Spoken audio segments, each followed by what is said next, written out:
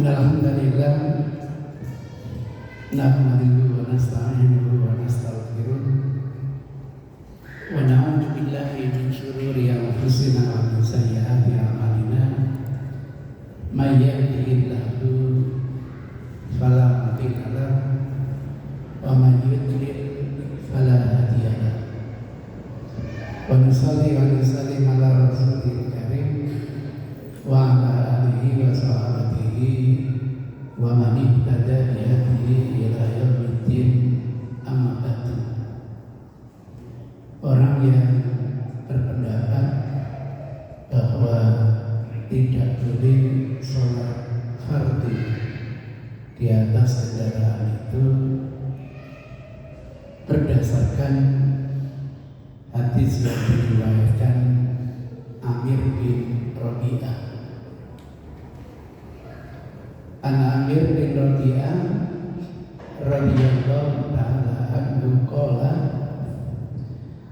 ra'aitu Rasulullah, aku menyaksikan, melihat Rasulullah sallallahu alaihi wasallam yusalli, melaksanakan salat ala rahilati, di atas kendaraannya, haitsu tawajjahat bihi, bergantung arah kiblatnya itu arah kendaraannya, yumi'u, dengan berisyarat, biroksi, dengan kepala, walam yakun yasna'uhu fil maktubah, dan Rasul itu tidak pernah menjalani sholat wajib di atas kendaraan. Berarti yang dilakukan oleh Rasul itu hanya sholat sunnah. Padahal di dalam agama itu baru diizinkan kalau memang ada tuntunan. Maka kalau tidak ada tuntunan, tentunya tidak boleh. Kaidahnya itu al-aslu fil ibadah at-tahrim. Asal kita menjalankan ibadah, termasuk sholat itu adalah ibadah, adalah haram, kecuali diperintahkan oleh Allah, diperintahkan oleh Rasul. Bahasa fikihnya, kecuali disyariatkan oleh Allah dan disyariatkan oleh Rasul. Ini dikeluarkan Bukhari nomor urut 1093 dan juga dikeluarkan Muslim nomor urut 701 dari muttafaqun alaih.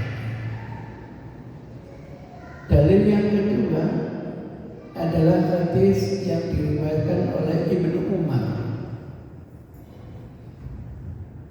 Wa an Sa'id bin Yasar qala, Sa'id bin Yasar berkata, kuntu asiru ma'a Abdillah bin Umar. Waktu itu aku mengadakan perjalanan bersama Abdullah bin Umar, sering disingkat Ibnu Umar. Bitariq di Mekah, di jalur menuju kota Mekah dalam perjalanan. Qala Sa'idun, lalu Sa'id berkata, falamma khasyitu subha, ketika aku khawatir masuknya waktu subuh, nazar, aku turun dari kendaraan. Fa'autartu, lalu aku sholat witir, karena saya belum sholat witir, khawatir keburu datangnya waktu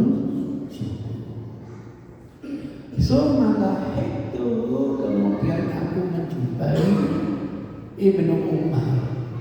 Setelah aku turun, aku sholat sunnah witir, kemudian aku menjumpai lagi Ibnu Umar.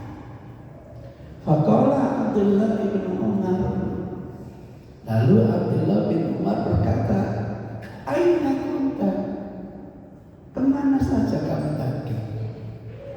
Di mana keberadaanmu kamu tadi?" Qultu, aku menjawab, "Khasyitu subh." Aku khawatir keburu masuk waktu subuh. Fanazaltu, kemudian aku turun dari kendaraan. Fa'autartu, lalu aku sholat witir, turun dari apa? Kendaraan. Faqala Abdullah, maka Ibnu Umar, Abdullah bin Umar berkata, "Alaisa laka fi Rasulillah sallallahu alaihi wasallam uswatun hasanah?" Bukankah bagi kamu pada diri Rasul itu sudah ada teladan yang baik? Faqultu, aku menjawab, "Bala wallah." Iya, benar. Kita sudah punya teladan yang baik. Qala, katanya Ibnu Umar, "Fa inna Rasulullah sallallahu alaihi wasallam, sesungguhnya Rasulullah kana yusalli ala rahilatihi." Sholat sunnah itu di atas apa? Kendaraannya. At-tatawwu'a, sholat sunnah. Kenapa tadi kamu kok turun? Mestinya kalau ingin sholat witir tidak perlu turun dari apa? Kendaraan. Wa yidul alaiya, sholat Rasul juga sholat witir di atas kendaraannya. Qibala ayyi wajhin tawajjahat bihi, bergantung arah kiblatnya itu sesuai dengan kendaraannya. Wa yumiku bi ra'sihi ima'an, sambil memberi isyarat dengan kepala sekedarnya. Summa qara'a Ibnu Umar, lalu Ibnu Umar membaca firman Allah, "Walillahil masyriq wal maghrib, fa aina ma tuwallu fasamma wajhullah." Maka tidak usah Anda tadi sholat sunnah harus turun dari kendaraan. Anda boleh sholat sunnah di atas kendaraan. Kemana arah kiblatnya? Kemanapun kata Allah, di situ letak wajah Allah. Hadis yang ketiga, yang terakhir, itu adalah hadis tadi dikeluarkan Masya Allah Bukhari 954, 955, Muslim 700, Abu Dawud 1224, Tirmidzi 472, 2958, Nasai 490, 491, 744, dan Ahmad nomor urut 447 dan terulang 6155. Dalil-dalil seperti inilah maka kita tidak boleh nyalakan. Kalau ada orang yang fatwa tidak boleh sholat fardu di atas apa? Kendaraan. Muncul istilah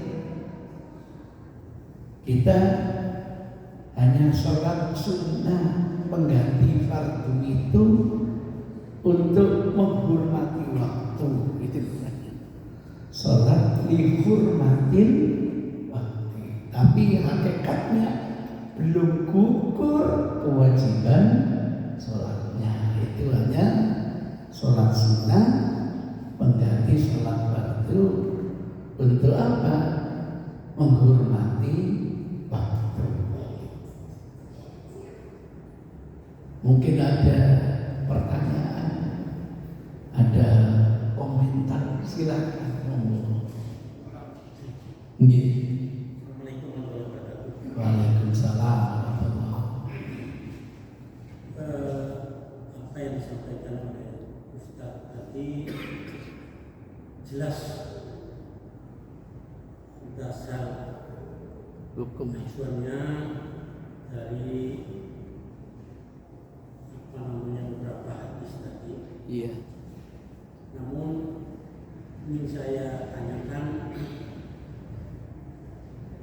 misal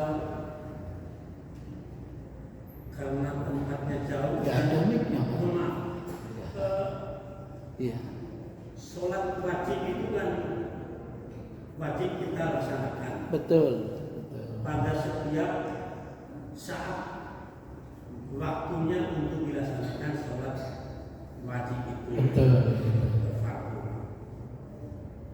Tapi apa yang disampaikan tadi, kalau di atas kendaraan maka hanya untuk bisa melaksanakan sholat sunnah. Iya. Betul. Karena sholat wajib itu harus turun dari kendaraan. Muncul Iya. pertanyaan, karena tempatnya jauh misalnya, Iya. naik pesawat dari sini ke Amerika misalnya, Iya. atau ke Jepang, Jerman, Iya. berarti kan sudah beberapa waktu yang dilalui. Lalu bagaimana?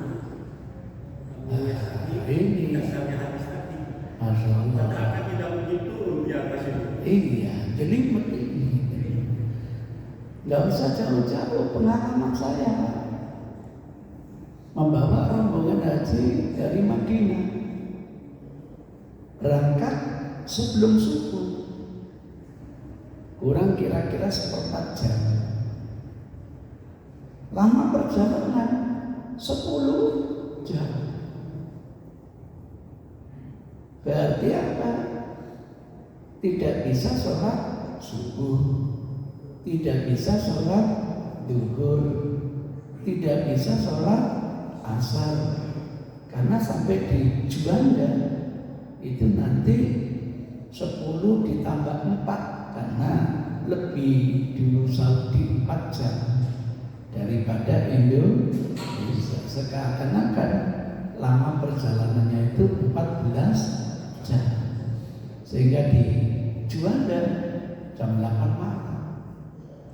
Pertanyaannya bagus, terus gimana sholat subuh, duhur, dan asar saya? Apalagi ke Amerika, pengalaman ke Kanada, dari Hong Kong saja ke Kanada itu 18 jam. Ke timur berarti tambah lagi sekian jam. Terus kalau tidak boleh sholat di kendaraan, gimana itu? Sholat-sholat yang ditinggalkan itu bingung kan jawabnya. Kan tidak ada mengkodok sholat. Yang ada itu melaksanakan sholat secara kodok. Yang bisa nanti duhur boleh dilaksanakan waktu kodoknya asar. Tapi subuh tidak mungkin waktu kodoknya asar. Habis waktu kodoknya sudah. Itu permasalahannya. Maka membaca hadis-hadis ini kan hadis fikih, bukan hadis qauli. Itu repotnya memahami hadis fikih. Bukan Rasul yang jauh. Saya izinkan kalian sholat sunnah di atas kendaraan. Saya larang kalian sholat waktu di atas kendaraan. Bukan pesan Rasul gitu. Ini pernyataan sahabat. Rasul itu tidak pernah sholat fardu di atas apa? Kendaraan. Apakah pernyataan sahabat tidak pernah itu berarti tidak boleh? Itu masalah. Aisyah cerita, Rasul nggak pernah kencing sambil berdiri. Itu kan sepengetahuan Aisyah. Jadi ungkapan sahabat Rasul nggak pernah, tidak bisa Pak. Di istimbat hukum nggak boleh. Itu yang harus dipahami. Nah sekarang kalau tidak dipahami gini, ada dasar hukumnya enggak? Sholat fardu boleh di atas kendaraan, kan harus begitu Pak. Masya Allah, saya temukan misalnya firman Allah Subhanahu wa Ta'ala, hafidhu ala sholawati was sholatil wusta wa qumu lillahi qanitin fa in khiftum farijalan aw rukbana. Dalam kondisi khauf, terjadi perang misalnya, kata Allah boleh sholat rijalan itu sambil berjalan kaki, rukbana sambil menaiki kendaraan. Sholat khauf itu kira-kira sholat sunnah atau wajib? Wajib. Siapa bilang sholat fardu tidak boleh di atas apa? Kendaraan. Jadi ungkapan sahabat, saya tidak pernah menyaksikan, tidak boleh di istimbat hukumnya, tidak boleh, tidak bisa. Mungkin sejauh pengetahuan dia tidak pernah melihat Rasul sholat fardu di atas apa? Kendaraan. Begitu. Kemudian saya temukan dalil lain, sholat fardu di atas kendaraan. Ani bin Umar, diriwayatkan Ibnu Umar, Qala Rasulullah sallallahu alaihi wasallam, fa in kana khauf, kalau kita dalam kondisi khauf, perang berkecamuk misalnya, wa huwa asyaddu min dzalik, atau lebih keras daripada itu kondisinya, laksanakanlah sholat rijalan qiyaman ala aqdamikum, sambil berjalan kaki sesuai dengan pada kaki-kaki kalian, al-banan, atau kalian melaksanakan dengan berkendaraan, mustaqbilal qiblat, sambil menghadap kiblat, al-ghairi mustaqbiliha, atau tidak menghadap ke arah kiblat. Begitu. Dan ini bukan sholat sunnah, tapi sholat apa? Saya temukan lagi hadis yang lain. Hadis Jabir bin Abdullah. Wa an Jabir bin Abdullah radhiyallahu anhu maqala sa'ala rajulun Rasulullah. Ada seseorang sahabat bertanya kepada Rasul, "Ya Rasulullah, wahai Kanjeng Nabi, inna markabul bahr, sesungguhnya kami menaiki laut." Maksudnya menaiki kapal di laut. Tidak mungkin naik laut, menaiki kapal di laut. Wa nahmilu ma'ana, dan yang kami bawa al-qalila minal ma', air darat yang hanya sedikit. Fa in tawadda'na bihi, air bawaan ini kalau kami jadikan untuk wudu, hadiskan. Kami kehabisan air, kemudian kami kehausan. Itu alasannya. Pertanyaannya, afatna tawaddau mimma bahri? Boleh enggak kami wudhu dengan air laut? Tanya wudhu ini untuk apa? Untuk sholat. Sholat sunnah atau sholat fardu? Tidak mungkinlah sholat sunnah ini kan dalam perjalanan sulit mendapatkan apa? Air. Itu ceritanya.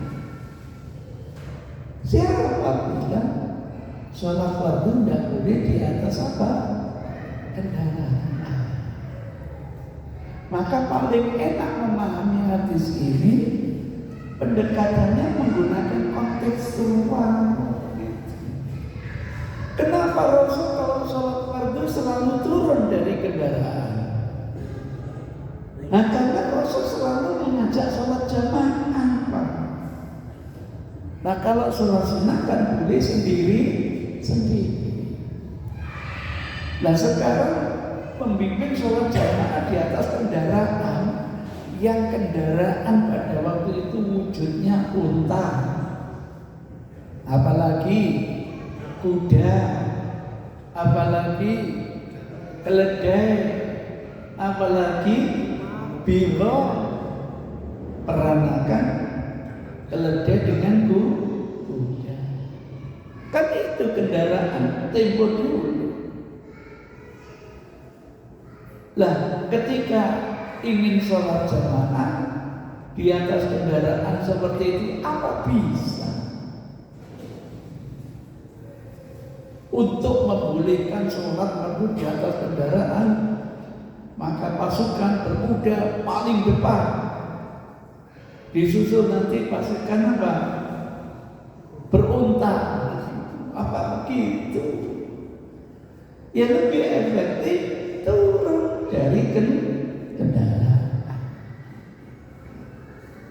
Saya juga heran, kalau sudah ada contoh boleh sholat sunnah di atas kendaraan, kenapa sholat wajib malah nggak boleh? Heran itu.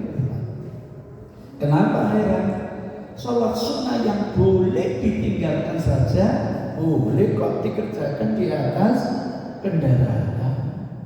Kenapa sholat wajib malah tidak boleh? Mestinya lebih boleh. Mestinya kan begitu. Saya nggak bisa membayangkan, Pak, perjalanan sampai ke Amerika, waktu sholat datang bilang kepada pilotnya, Pak pilot, ini waktunya sholat, tolong turun dulu. Iya nek pas sholat darat, kalau darat aja kangelan.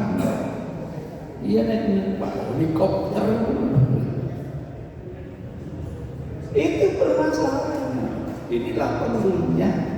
Tolong hargai orang punya pendapat kontekstual. Jangan kata kontekstual, anti kontekstual. Enggak. Pola pikir seperti ini sudah dicanangkan sejak zaman Imam Syafi'i. Hanya di Inggris kan aja kayak Yahudi.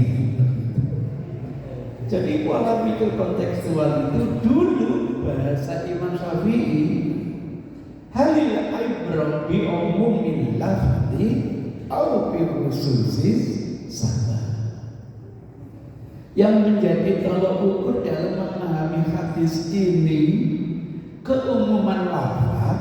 Oh, ini berarti berpikir teks. Wah, sama dengan orang naik kapal.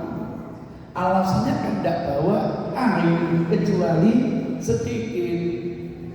Kalau dia bawa air banyak, masih boleh tidak wudhu dengan air laut? Boleh.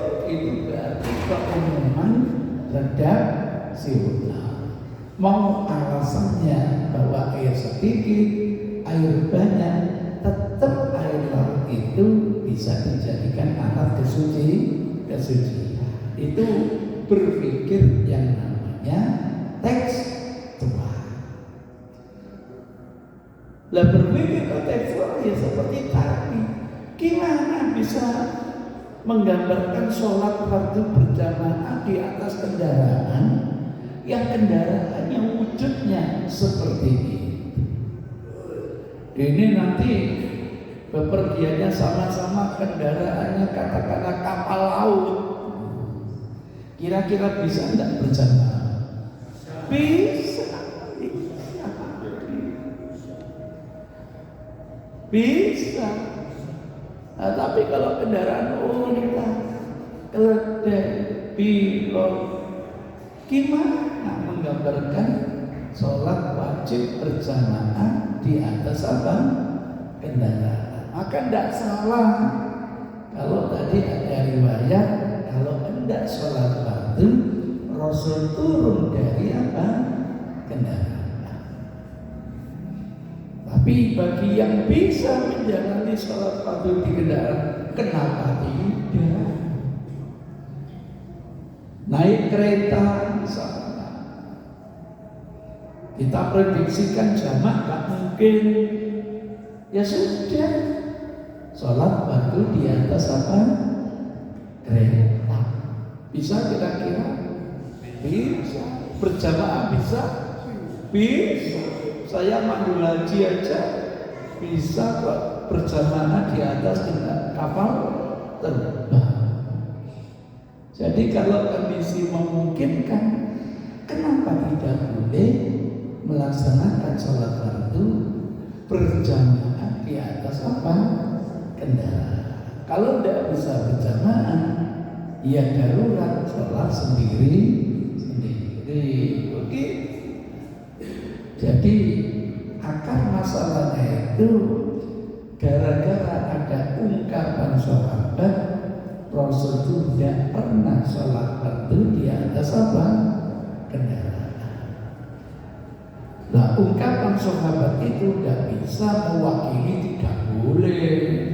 Sejauh pengamatan dia kok tidak pernah menyaksikan Rasul sholat fardu di atas apa? Kendaraan.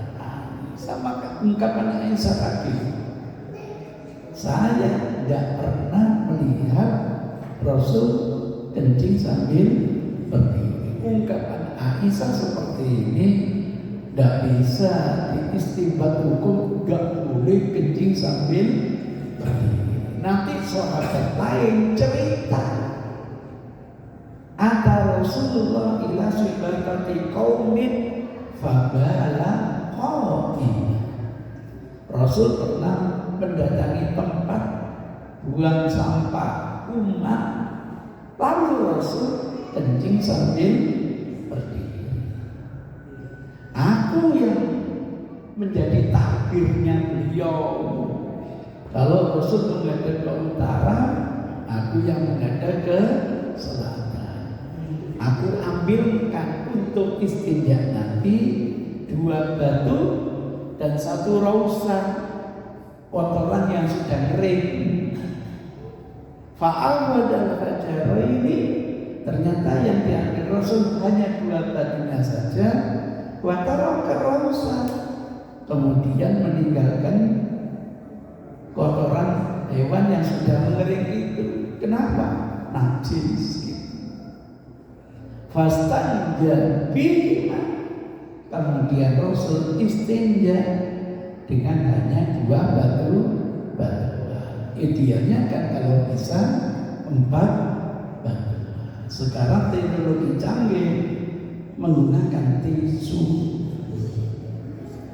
Maka jangan kaget ketika teman-teman pergi ke sebuah negara, WC-nya itu tidak ada airnya. WC-nya namanya WC kering. Nah, gimana tantangannya? Karena memang tidak ada, bisa diganti dengan istinja. Bontek disubiroi. Jadi begitu ceritanya. Kita harus pandai mendengar dulu penjelasan orang lain. Kalau kita punya kemampuan memberikan masukan, monggo. Karena ada kelompok itu yang tidak perlu ganti sholat sunnatul wajib, memang tidak boleh. Karena tidak boleh santri yang pinter. Gimana kalau kami haji 3 bulan di atas kapal? Ayo, ngomong-ngomong, kau oleh. Itu ceritanya. Mudah-mudahan kita akhirnya lebih mengerti. Jadi tidak usah nyalahkan orang lain, tapi kita beri masukan. Mungkin belum sampai hadis-hadis bolehnya sholat fardu di atas apa? Kendaraan. Bapak ada yang ngomong kalau sholat khauf tidak apa-apa. Aneh. Oh, kalau memang itu dasarnya hadis tadi dan ayat, kan ada hadis yang lain tidak dalam kondisi khauf di atas kapal sedang bepergian boleh kok sholat fardu di atas kapal. Nasihat Rasulullah, walaupun di atas kapal, kalau mampu tetap dengan kondisi berdiri kalau mampu. Tapi kalau khawatir nanti hujan gajing, apalagi sampai ke Pulau Bawean saat sampai 4 meter Pak misalnya. Wih, itu rawan kalau kita melaksanakan sambil apa? Berdiri, monggo mengerjakan sebatas kemampuan. Kira-kira begitu. Masih ada komentar yang lain? Silakan.